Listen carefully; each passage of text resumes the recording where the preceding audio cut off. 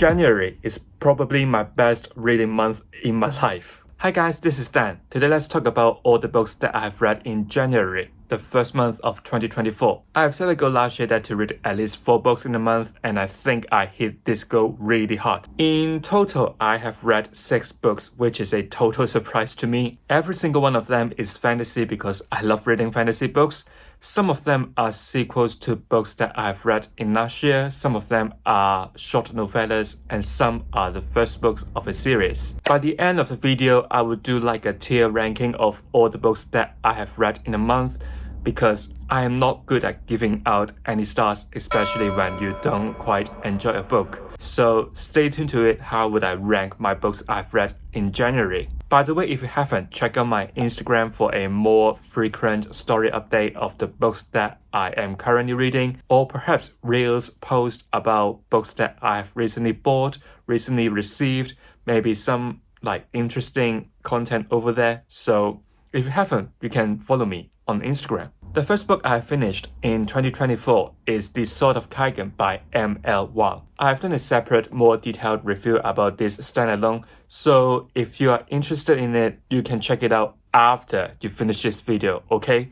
Finish this video first and then you can check the review of this out. This is a Japanese military-inspired fantasy standalone. In this single book, we will follow 2 POVs in a place called Kaigan. The first one is Misaki, who is a mom of 4, married to a strong, powerful warrior family called the Matsuda. However, Misaki, this person, this housewife, is not easy. I'll let you dig her past out. The other POV is Mamoru, who is the eldest son of Misaki and on the road to be a great warrior. One day, with a newcomer to the school, he found out that the world is actually bigger than he thought. If you're looking for a fantasy book that is full of action, this is a book for you. There are a lot of exciting fighting scenes here that will not disappoint you. I love how the elements of water is being used in these scenes so that the fighting are more lively and more entertaining. I also love how M.L. Wang approached post-war difficulties that the survivors have to go through. The only thing that I don't quite like is how this book ends. I know that M.L. Wang has created a universe that the Sword of Kaigan is in, but without much spoiler,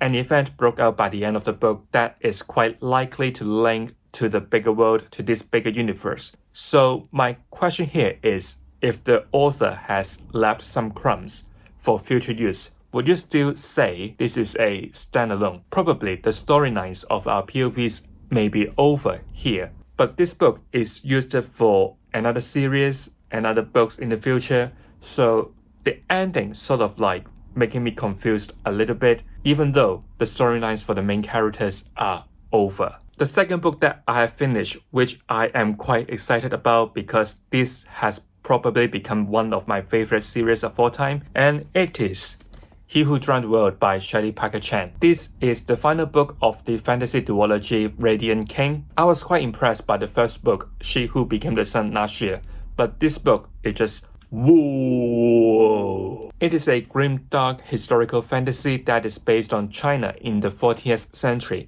when it is still ruled by the Mongolian, called the Yuan. In this book, we will follow different POVs, like Ju, who is a peasant girl who stole her dead brother's fate to achieve greatness in her life. We also got Oyan, who is a Mongolian eunuch, but with what the Mongolian has done to him, he wanna take revenge. Also, we have Wang Baoxian, who was a Han working for the Mongolian Empire. Majority of our POVs in these 2 books wanted to overthrow the Yuan Empire and sit on the throne. I would say that in these 2 books, probably there are no absolute hero figure. I love how Shelley Parker Chan has written some morally grey characters with complex past and their response to difficult situation. In order to be a new ruler of China, they have to do whatever they can to secure their position in this chaotic wartime period. They may sacrifice what normal people think it is precious, it is the dignity, in order to achieve their goals. All of the character has to go through grief,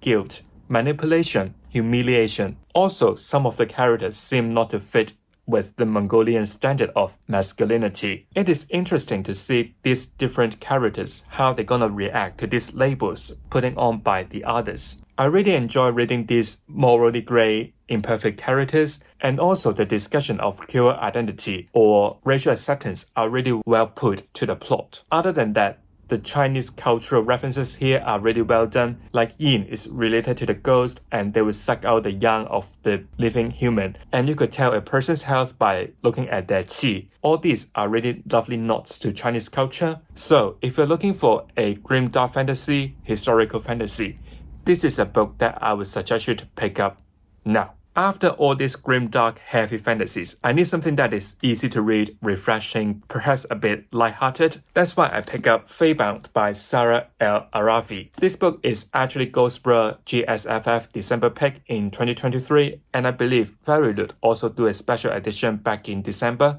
I quite like the purple vibe of this spray edge. And as usual, this book is signed and numbered. In terms of the plot, we will follow a pair of elfin sisters. One is a warrior called Yiran, another is a diviner called Leto. Yiran wanted to make it up because she made a fatal mistake, but what she has done just made everything worse. This pair of sisters, along with Ryan, who works under the warrior Yiran, they met Faye, a creature thought to be long dead. Since then, they have to explore the world of Fae and find a way out. The thing that I really appreciate is the world building here. Every piece, every part are really well constructed and leading up to the political situation our main characters gonna face. There are always something that our main characters don't know, and what they do just make everything worse. But I think this book is on a shorter side, so when it comes to the plot twist, when it comes to the big reveal, it is sort of underwhelming because probably halfway through the book, you will kind of guess what's gonna happen, or you won't be too surprised that that thing happened, if you know what I mean. Other than the lack of wow factor,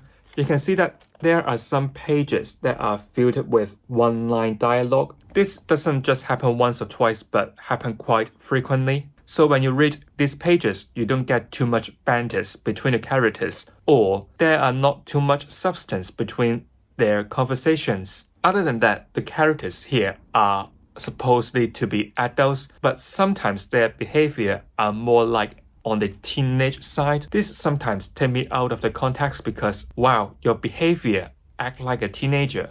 You should be an adult. Why you act like this? You're too reckless. I also think the romance here didn't work for me. It is a enemy to friends to companion situation. But once again, there are not too much substance, not too much interaction to make you feel like, oh, the spark is here. Or there are not too much substance, there are not too much, this to build up to make the relationship work. Overall, I do like the political situation built up by all these little pieces, but I do think that there are quite a lot of things that I think could be executed better. I'll talk about the next two books together because they are from the same series, Debound and the Broken by Ryan Cahill. It is the first novella, The Fall, and also the first book of Blood and Fire. I have also done another in-depth review about these two books, so if you are curious about it, make sure you finish this video first and then check out that video, okay? When I first read The Fall, I was totally impressed by this new fantasy world. There are 4 POVs packed in this short novella, but they are all intense. These 4 POVs all happen in the same time when it is the blood moon. In short, blood, mass, chaos everywhere. There are heroes fighting the evils, there are dragon fights, there are fights using 2 different kind of magics. One is called the spirit and the other one is called the bloodstone. There are also other creatures other than human and dragon, which are elves, giants.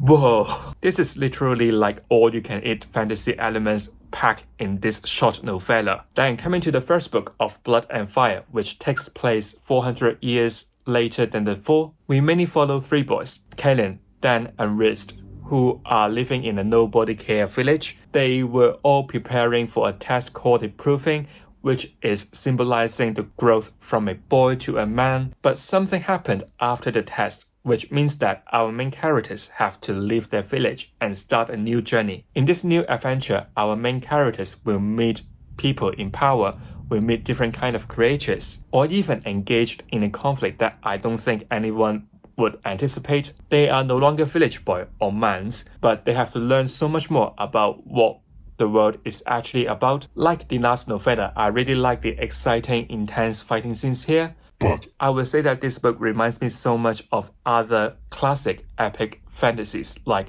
The Wheel of Time and The Lord of the Rings. The personalities of our main characters, how the plot evolves, or the tropes remind me so much of what I have read before. But with all the excellent reviews of the next couple of books, people always say the later installment always blow their mind off. Every book just get better and better. I would definitely check the series out very soon, hopefully in March. The last book I finished in January is a sequel that I look so forward to read, but to be honest, it's a bit disappointing. It is The Art of Destiny by Wesley Ju. It is the second book in the War Arts trilogy. It is about a chosen one called Jian, who should be trained to defeat the enemy, the Eternal Khan. But one day, the prophecy seems to be fulfilled. The Eternal Khan is dead. Without much use anymore, Jian was disposed. Seeing how unfit Jian is and also questioning about whether the prophecy is right or not, Lin Taishi, a retired martial artist, decided to train him herself. With how the first book ends, of course I wouldn't say much about it. Lin Taishi kept training Jian. Bounty hunter Chisami picked up another task which pulled her crew to a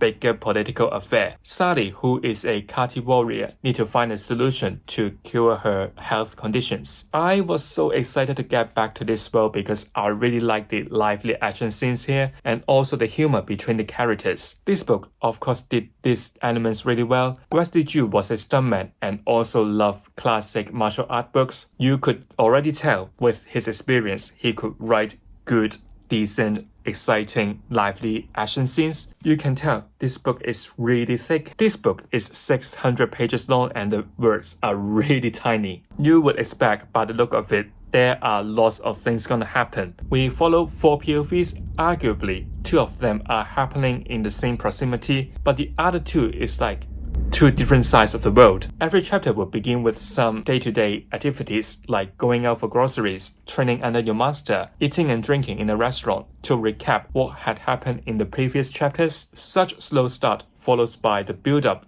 and finally to the end of the chapter, the twist. Then in the next chapter, we will jump to another POVs, literally another side of the world with similar arrangement. I just find that the pacing here is really slow with this thick book. There are not too much happening in each chapter in terms of the plot development as well as the growth of the characters. This did make me struggle a little bit to go through this beast. Coming to the tier ranking of all the books I have read in January, on top are definitely The Fall by Ryan Cahill and He Who Drowned the World by Shelley Packer Chan, followed by Of Blood and Fire by Ryan Cahill and Sword of Kaigan by ML Wang. Below, we have The Art of Destiny by Wesley Ju, and very unfortunately, we have Debound in our bottom. Here are the 6 books I have read in the first month of 2024, which means that I hit the goal really well. Let me know in the comment of the books you have read in January. Is there any books that surprised you